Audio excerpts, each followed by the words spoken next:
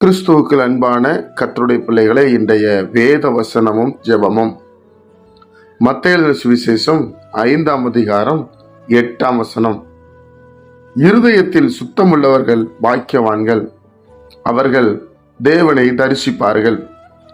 என் அன்பு கர்த்தருடைய பிள்ளைகளே, அநேகருக்கு ஆசை தேவனை தரிசிக்கணும், கர்த்தரை தரிசிக்கணும், அவரை பார்க்கணும், அவருடைய பிரசனத்தை உணரணும் என்று சொல்லி நம்ம நினைக்கிறோம். ஆனா நமக்கு வேத புஸ்தகம் அழகா எழுதி கொடுக்கிறது. பரிசுத்த ஆவியானவர் மூலமாய் அவரை பார்க்க வேண்டும் என்றால் இருதயத்துல சுத்தம் இருக்கணுமா.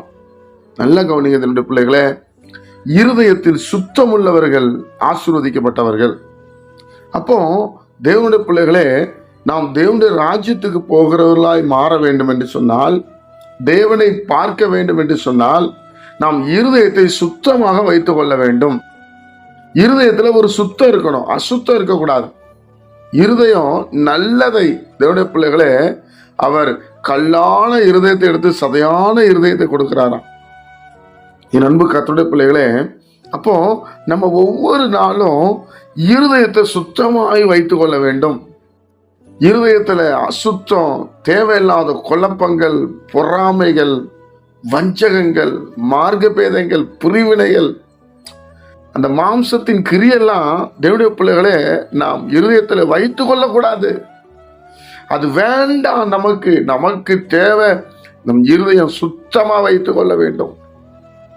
கர்த்தருடைய பிள்ளைகளே, மற்றவர்கள் நம்மளை ஏமாளின்னு சொன்னா பரவாயில்ல, வாழ தெரியாதவன்னு சொன்னா பரவாயில்ல, நமக்கு தேவை நம்ம கர்த்தருக்கு பிரியமாய் நடக்க வேண்டும். யார் வீட்டில் எதையும் பார்க்க வேண்டிய அவசியம் இல்லை, மற்றவங்களை பார்த்து பொறாமப்பட வேண்டிய அவசியம் இல்லை. ஏனென்று சொன்னால் நாம் தேவனுடைய தரிசிக்கிறவர்களாக இருப்போம். டெய்லி அவரை பார்த்துருவோம். பிரியமானவர்களே, அது போதாதா? அப்ப நம்ம இருதயத்துல சுத்தம் இருக்கணும். அவங்க என்ன நினைப்பாங்க, இவங்க என்ன நினைப்பாங்க, அது நமக்கு தேவையில்லை. நாம் தேவனோடு வாழ்கிற வாழ்க்கை தான் உண்மையான வாழ்க்கை. பிரியமானவர்களே, அதனாலதான் இயேசு சொல்றாரு, இருதயத்துல சுத்தமா இருப்பா நீ பாக்கியவான். இருதயத்தை சுத்தமா வச்சுக்கிடுவோம். ட்ரை பண்ணுங்க.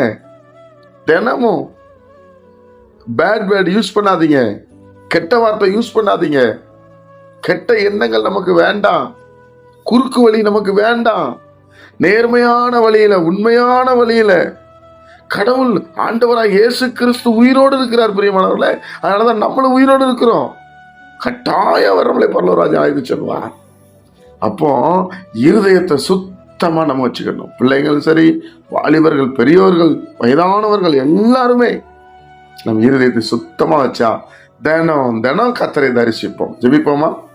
பிதாவே, உம்முடைய குமாரன் இயேசு கிறிஸ்துவின் நாமத்துல வருகிறப்பா, இதுவரைக்கும் எங்க இருதயம் சரியில்லைதாப்பா, எங்க இருதயம் சரி கிடையாது ஆண்டவர், எங்களுக்கு தெரியும். எங்களுக்கு இன்னிலிருந்து ஒரு மாற்றத்தை தாங்கப்பா, புதுசா மாற்றி தாங்கப்பா.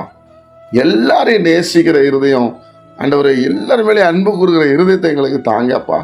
கபடற்ற உத்தம இஸ்ரவேலனே சொன்னீங்கப்பா, அதுபோல நாங்களும் வாழ உதவி செய்யும். கேட்கிற ஒவ்வொரு பிள்ளைகளை ஆசீர்வதியும். இயேசு கிறிஸ்துவின் மூலம் ஜெபிக்கிறோம் பிதாவே, ஆமென்.